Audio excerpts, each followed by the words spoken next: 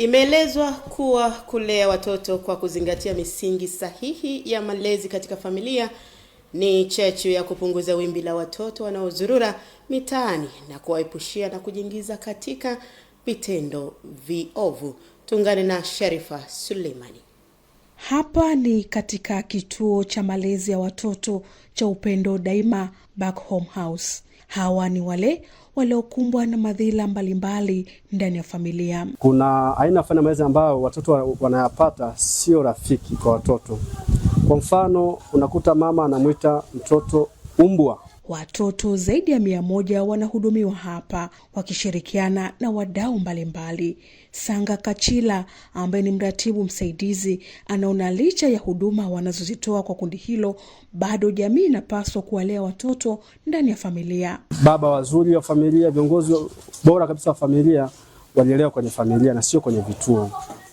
Hii inatokea tu basi kwa sababu imetokea bahati mbaya.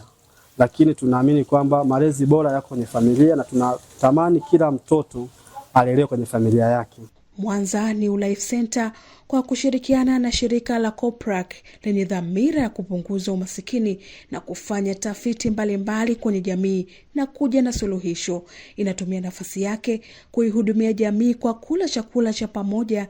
Lengo ni kuzikumbusha familia zinapaswa kuwa karibu na watoto. Koprak tuna njozi kubwa ya kufanya kazi ya Mungu kwa ajili ya kugusa maisha ya watu wengine katika jamii, kuleta faraja na kuwaelimisha kiakili, kijamii, kiroho na mambo kama hayo, lakini pia kiafya.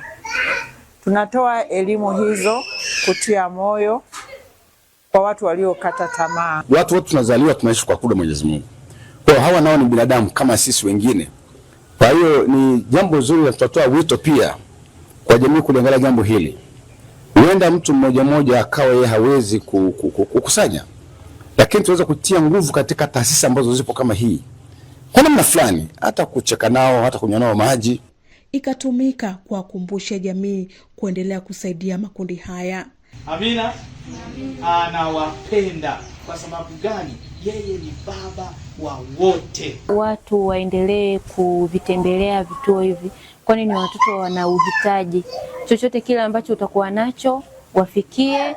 Kituo cha Upendo Daima kipo Rumala, halmashauri ya Manispaa Ilemela, kikitumia njia mbalimbali kuwarudisha watoto kwenye familia zao ili kuwa na watoto salama. Sharifa Suleiman, Star TV, Mwanza.